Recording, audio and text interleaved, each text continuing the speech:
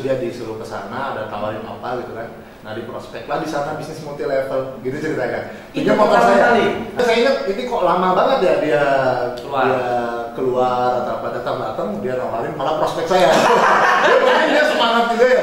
Dia semangat juga terus dia prospek saya nggak ngerti dia bilang apa ini bisnis malah saya negatif ya kan. Waktu dulu SMA disuruh presentasi di depan. Oh iya. Habis ngomong salah gitu kan, belepotan, nggak pintar, ketawa ngakak. Di situ saya punya demam rasa demam percaya diri.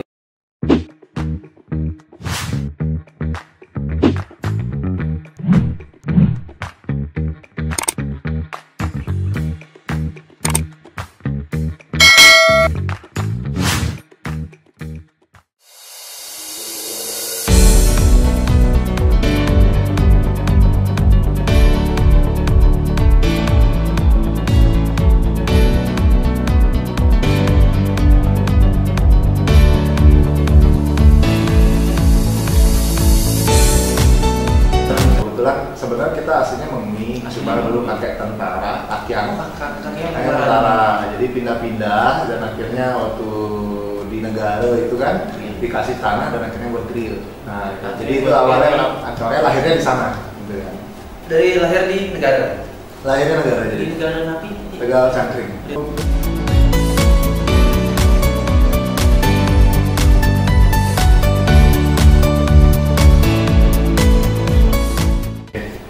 Kalau dari segi kesehatan ya, kalau dominan sih kita pertama dari pikiran dulu ya.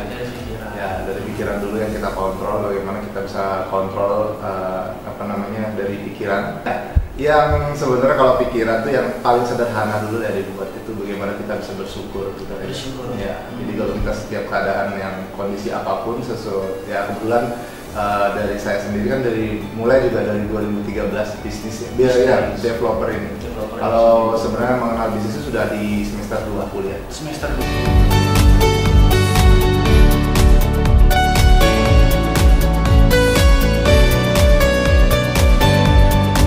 Kita sebenarnya lebih banyak bagaimana kita inovasi sih sebenarnya.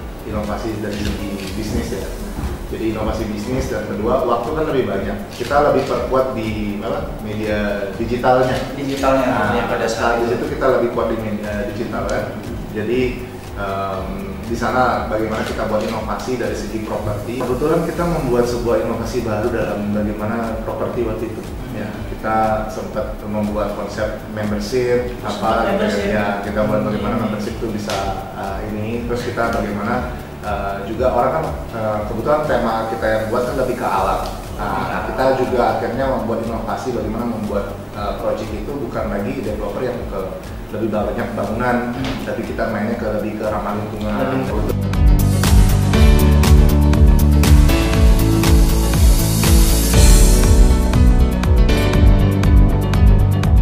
Untuk masa kecil begitu ya, karena kebetulan lebih karena ada adik-adik ya, jadi orang tua kita juga ada adik-adik. Jadi kalau saya sendiri secara pribadi untuk kegiatan paling bantu sekedar bantu usaha. Nah, yang waktu itu juga masih kecil kan, jadi mau bantu maksimumnya apa sih? Paling cuma maksimum sebatas angkat-angkat.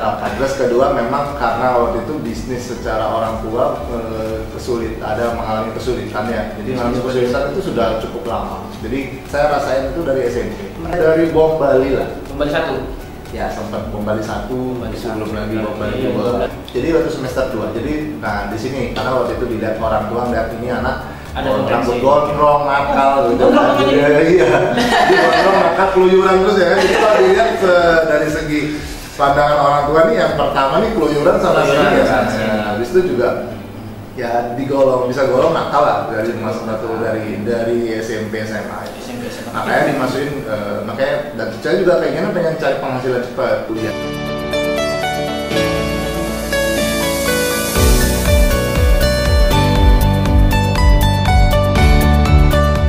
Kemarin akhirnya ke STP ya, sekolah ya STP Nusa. Ambil yang berapa tahun ya?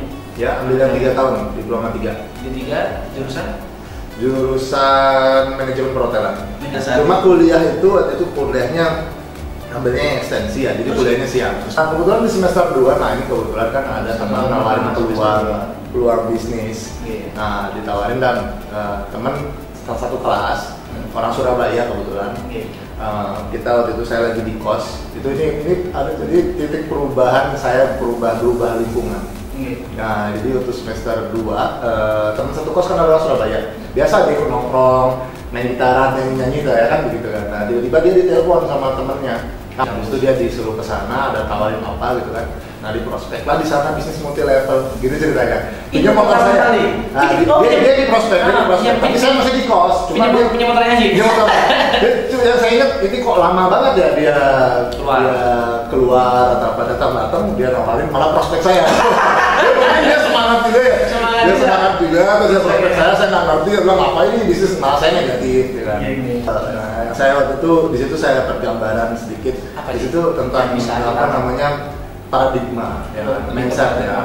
Jadi kalau misalnya kita kerja kan cari penghasilan. Tapi waktu kita untuk rencana masa depan kan begitu. Nah itu paradigma umum 90% orang lakuin. Nah, cuma kalau kita nggak bisa bekerja, penghasilan kita nggak dapat, bagaimana masa depan kita? Ya kan? Yang kita rencanakan A, B, C, kalau kita ada apa-apa nih, kita nggak bisa kerja, penghasilan habis. Nah, saya benar-benar ngerasain di bagian itu. Nah, akhirnya yang kedua, dia bilang nih, kalau paradigma sukses, dia bilang kita kerja, tapi kita sambil kerja kita bangun aset. Nah, gitu. Dan nanti kita punya aset, nanti waktu saat kita nggak bisa bekerja, asetnya memberikan kita penghasilan. Jadi untuk rencana masa depan. Nah, itu yang masuk banget ke dalam otak saya. Yang masuk sekali. Masuk ke dalam sana. Nah, di sana titik balik perubahan itu banyak. Titik balik perubahan.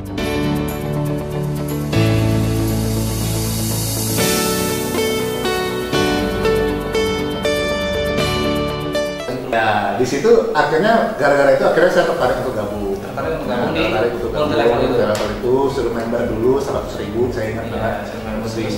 Nah, yang saya suka di sana di multi level itu juga ada sekolah bisnisnya. Di sana ada dilatih kita tentang pengembangan diri dan lain-lain segala macam. Jadi ibaratnya nih, saya tuh dari anggaplah yang SD, SMP, SMA yang nggak jelas, bahkan kita waktu kuliah pun masih bawa-bawa. Teman nongkrong di sini minum, di situ itu. Jadi nggak minum, kita pernah nggak begitu suka minum. Saya waktu itu dikit aja menghargainya. Ya, jadi mau nggak mau ikut kan. Nah, tapi waktu di multi level ini benar-benar bisa kesaring.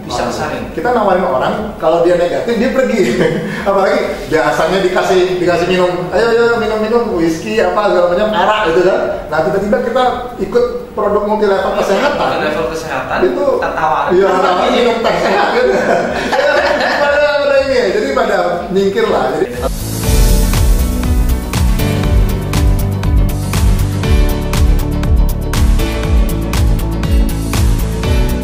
Jadi otomatis kan saya punya lingkungan baru. Namanya waktu di multi level itu dilatih kita punya downline kan.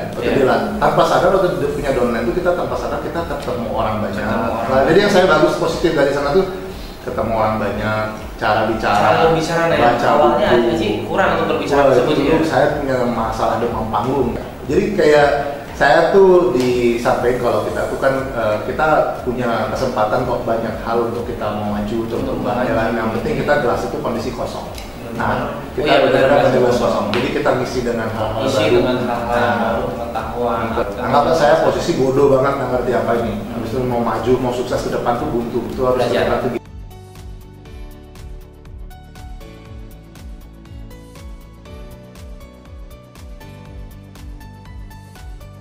Nah, di sini udah tantangannya di sana. Nah, bedanya itu kan kembali ke komitmen kita ya. Komitmen balik lagi. Ya, yang penting kita kuliah, bahkan saya waktu kuliah jadi bisa mengatur waktu. Ya, bisa atur waktu lah. Jadi kita banyak kadang-kadang saya lihat yang waktu itu ikut banyak yang kuliahnya pasti kalah. Apalagi dulu punya yang atasan atau ini itu dia sukses di sini tapi dia drop out. Nah, jadi banyak banget terinspirasi gara-gara itu. Itu kan kedua orang tua kan benar-benar berharap banget. Ya kan? Kalau mungkin apalagi waktu multi level itu kan juga butuh modal sekitar 2 juta beli produk ya. Nah itu kan sedangkan saya buat penjualan sudah, tapi kalau itu tidak beli itu produk saya nggak akan dapat bonus. Nah akhirnya waktu itu bagaimana itu pertama kali meyakinkan orang tua. Saya ngotot di situ. Dikasih ya di situ. Yang pertama nggak dikasih. Sampai triknya sama juga kayak teman saya, culik bawa ke seminar, udah. Waktu culik bawa ke seminar, orang tua terbuka, oh ya dia bilang, iya aja. Jadi paksa banget, padahal udah nggak mau. Itu untung banget ya, emang alam udah bantu ya, jadi barangnya di sana, gitu kan.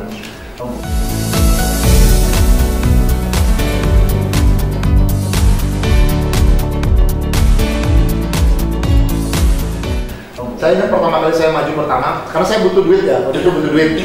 Saya, wah itu bukan demam panggung lagi, saya benar-benar kaku banget. Aku sekali. Ya, peringkat saya tiba-tiba naik. Gak bisa santai ya? Ya, benar-benar naik. Nah, terus waktu itu saya kan nanti tolong ya, dia udah kasih clue. Nama, latar belakang, sedikit motivasi. Nah ini dah saya bingung banget harus motivasi. Habis itu saya bolak balik kamar mandi ngaca gitu kan. Saya hafal dulu. Nah nih katanya itu saya coba ya kan. Cuma kalau udah benar-benar kita punya masalah di situ. Jadi waktu tiba-tiba nih kan ada 3 orang yang peringkat sama naik ngomong. Nah giliran nih entah kenapa kakunya luar biasa. Jadi saya ingat banget. Saya lupa nama saya sendiri lupa. Sampai waktu itu ngomong terima kasih gitu coba. Saya punya demam gara-gara gini. Waktu dulu SMA disuruh presentasi di depan. Oh iya. Habis itu ngomong salah gitu kan, belepotan, nggak pintar, ketawa ngakak.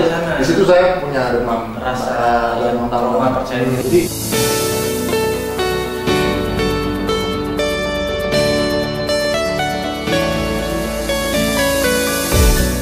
Jadi secara mental tuh berbeda. Dan yang kedua komitmen, bagaimana kita dilatih komitmen, leadership, apapun. Kalau saya lihat sekolah bisnis tuh berikan. Saya juga lihat banyak, kebetulan grup saya banyak anak muda. Saya di situ saya lihat juga banyak yang berubah. Ya kan, dari orang yang paling takut prospecting sampai dia paling berani, paling jago. Nah itu kan bagaimana belajar caranya belajar. Jadi belajar itu yang paling efektif adalah dengan praktek. Dengan praktek, ya, betul. Teori itu membantu kita supaya kita untuk membuat peta dalam otak kita. Ya, kita ada bayangan. Contoh naik motor kita harus tahu mana gas, mana rem, atau apa. Sisanya tetap walaupun kita belajar praktek. Ini praktek. Ya, kita praktek tersebut. Nah itu karena praktek kita di Multilevel adalah presentasi, follow up. Pertama punya mimpi, daftar nama. Habis itu presentasi, bagaimana caranya buat janji, bagaimana kita follow up, bagaimana kita komitmen dengan produk, kita harus pakai baru ngomong. Habis itu bagaimana kita menggunakan alat bantu yang untuk kita dalam penjualan atau apa. Bagaimana kita memahami leadership, belajar secara edifikasi. Jadi kalau tadi lihat waktu itu, ilmu yang diberikan itu benar-benar bagus banget. Bagus banget.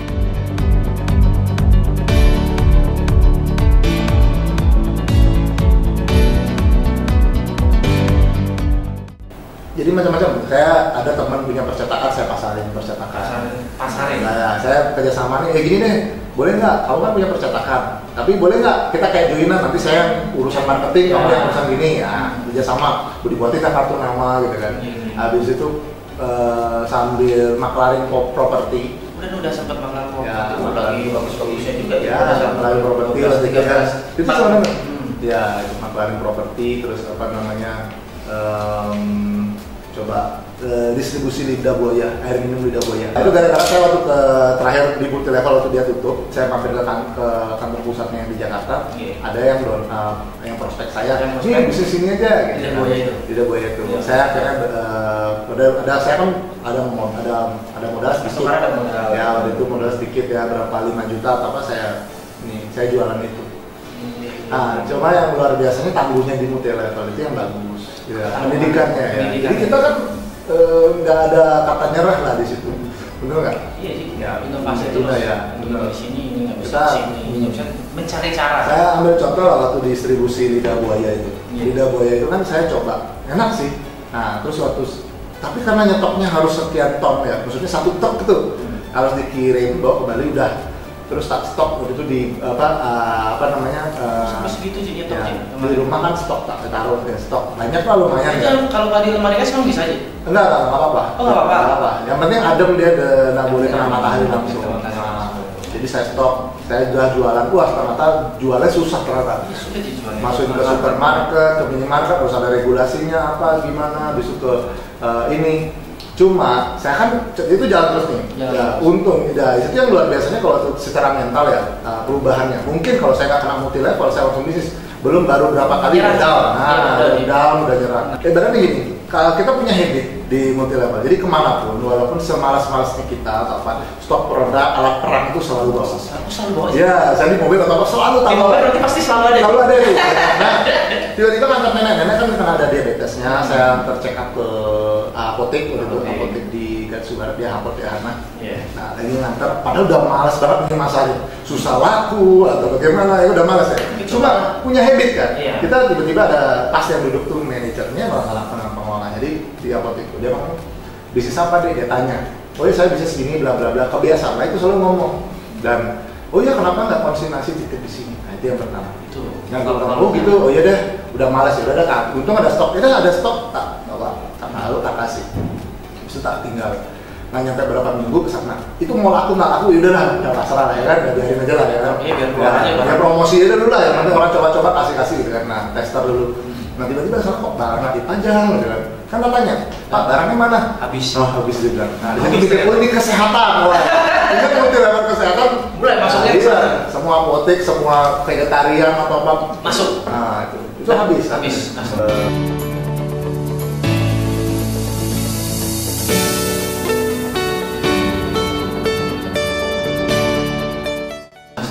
Makelar dulu ya, nawarin properti. Dulu sebenarnya juga punya ada kaflingan dari notaris. Ada kaflingan dari notaris yang disuruh masarin. Kita suruh masarin. Ya, di situ ngerti awal tentang properti. Kalau dulu nggak ngerti bidang itu. Sama sekali. Ngerti. Jadi di situ 2013 itu. 2012-an ya. 2012 atau apa segala macam. Jadi masih masarin kafling. Masih masarin kaflingan punya pada saat itu. Iya. Ini pariwisata benar-benar juga belum sama sekali gitu Mondi? Enggak, malah nggak fokus ke sana lagi, fokus ke sini gitu. Terus nyari pola nih sebenarnya akan kemana nih gitu kan. Jadi yang mana bidangnya akan Pak tekunin. Jadi kayak kemarin percetakan, oke ini mana lagi mikir nih. Nah, bagaimana bisa menekuni bidang mana nih? Bidang gue hilang, ya kan namanya bisnis kan begitu kan. Mental kita kan diuji di sana. Gitu kan. Jadi nah waktu coupling ini sebenarnya menarik nih. Saya di situ banyak belajar ya kan tentang kaflingan dulu, jual beli, puasa dan lain-lain. Di situ gitu. Wah itu emang waktu itu memang zaman SBY untungnya iya Pak, zaman SBY muda ya. Properti lagi enak tapi rekor saya jualan satu bulan tuh 15 M. Enggak, 15 unit. Kali 300 sama 300 juta, 400 juta. Jadi ya lebih dari 1 miliar. Jadi 4 miliar, tiba-tiba rekening 4 miliar. Wah, jadi DP bisa. Jadi DP langsung. Ya, jadi maksudnya ya kan prosesnya macam-macam ya, tanda jadi atau apa, sertifikat di situ nanti bagaimana. Kita sertifikat ini itu dan yang lain. Jadi sebenarnya gini, kita mau cari orang membangun itu sebenarnya bisa tergantung kita pintar masalah SDM. Ya, kita ketemu orang yang tepat kita kan mudah. Iya. Tapi kita orang yang nggak tepat kita bolak-balik. Ya, kita bolak-balik. Simpelnya begitu. Kemarin temuin tempat. Ya, enggak juga sih. Mencang-mencong bongkar-bongkar ya umum lah. Ya kan? Jadi umum, terus ada yang datang waktu lagi masalah dia datang dia bantu diberesin semua. Ada juga. Nah, di situ yang bantu. Dia setiap masalah bangunan yang ini ditinggal tukangnya, ini nggak beres apa ini nggak dipasang, pipa nggak dipasang, dia datang bantu selesai. Nah, di situ kan kita punya tim yang percaya. Jadi apa aja, apalagi dia tanpa pengalaman ada dan serius kerja. Nah itu kan jadinya saya yang kedua buat project cluster villa. Oh, buat cluster villa. Ya di situ saya tingkatin untuk buat cluster villa. Bagaimana satu unit orang tuh kalau kan saya berpikir kalau sewa kontrakan ini kok murah ya. Ya kan harga properti miliaran tapi sewa tahun kontrak sekian. Kalau gini kapan DP-nya? Menangnya ya harganya naik aja. Ya properti begitu kan. Nah tapi sewa rendah. Nah jadi akhirnya saya lihat sewa villa bagus-bagus. Saya buat cluster villa aja. Mau orang stay, mau orang sewain. Nah itu harga masih bagus. Saya mulai ada buat di Tabanan, Batu Karu, Lomina. Banyak unitnya ya 25 ya sekitar itulah. Nah sekarang bagusnya Pak, orang-orang yang beli villa terutama yang di Kalianak itu sewanya bagus. Sewanya bagus. Misalnya dia ke bank nyicil 5 juta tapi dia sewanya berhasil 20 juta. Jadi kan masuk. Iya, sebulan berarti kalau setahun berarti anggaplah kalau misalnya laku kalau kemarin kayak kita punya villa disewa bulanan berapa 15 juta, 10 juta deh, ya anggaplah jelas 10. Setahun berarti kan 120 juta. Dibanding kalau rumah Denpasar, ini loh cuma one bedroom 1 lantai isi kolam begitu doang.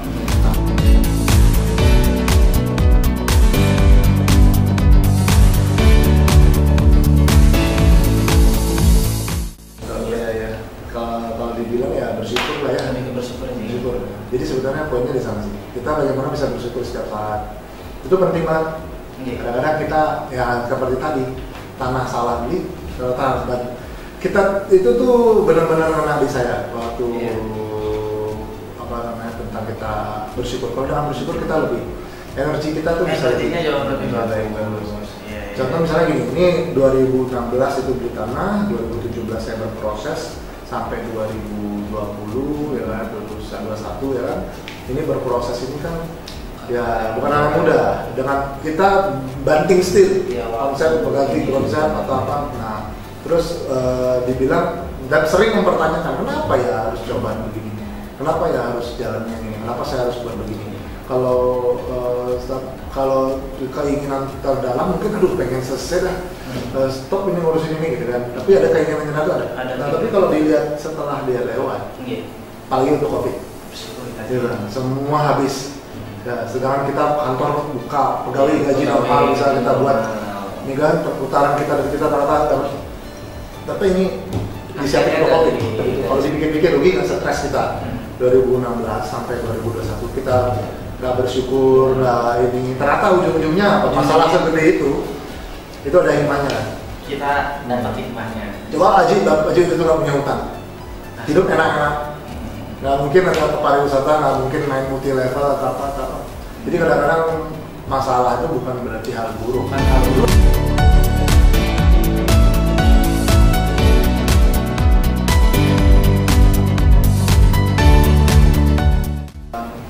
Pertama harus ini dulu, kalian harus temukan tujuan dulu. Ya, karena tujuan itu yang membuat kita bertahan. Kita harus punya tujuan yang jelas, kita harus punya mimpi yang jelas. Itu yang membuat kita bertahan. Dari rasa sakit. Ya, kan? Saya biasanya sering kadang-kadang saya ilustrasiin ke orang-orang. Kalau kamu hari ini kalau suruh jalan kaki dari Renong ke Nusa Dua siang-siang panas, saya suruh jalan kaki mau nggak? Saya bilang nggak mau. Tujuannya apa? Tapi kalau saya kamu bayar 2 miliar hari ini, kamu mau jalan kaki nggak panas-panas gitu? Rasa sakit perjalanan itu kamu merasakan?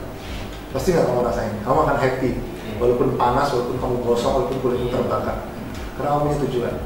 Kalau kamu nggak punya tujuan, kamu akan putar-putar di itu, dan akhirnya apa? Mati, mati di lubung mati. Jadi karena kamu nggak, makanya tujuan itu harus punya. Ya, walaupun ya apapun kondisinya, dia lagi susah, dia kamu punya, ini kamu harus punya tujuan. Punya tujuan. Saya ketemu banyak orang yang punya tujuan yang luar biasa gila dan bukan ngomong diri sendiri, udah levelnya udah beda, udah ngomong kalau puluhan ribu orang. Bagaimana itu membantu puluhan ribu orang. Nah itu kita udah levelnya udah terus belajar ke situ. Ya, mungkin kalau saat ini pikirin dulu lah, kamu punya tujuan apa, kita punya tujuan apa kan gitu ya. Ya buat kita tuh kuat. Karena itu akan rasa sakit itu akan kayak obat bius. Ya. Tujuan tuh kayak obat bius yang buat kita kayak rasa sakit itu ya. Kayak kita tadi suruh jalan panas capek ini ngapain jauh ya kan bisa dua tujuannya itu bisa betul. Jadi orang bergerak tuh bisa kena dua. Nah, orang mau bergerak kalau dia ada ketakutan di belakang itu boleh juga, tapi nggak bagus juga kalau susah dipakai. Tapi atau nggak yang tadi satu punya tujuan yang jelas. Tujuan yang jelas. Kalau tujuan yang jelas ya ada kok tahapan-tahapan dulu diajar. Ada progresnya tahapannya aja ya. Step-stepnya. Saya dulu pernah disuruh list 100 tujuan keinginan turun banyak itu. Pokoknya tulis dulu, nanti lama-lama kesortir ketemu. Ketemu tujuannya. Itu ya.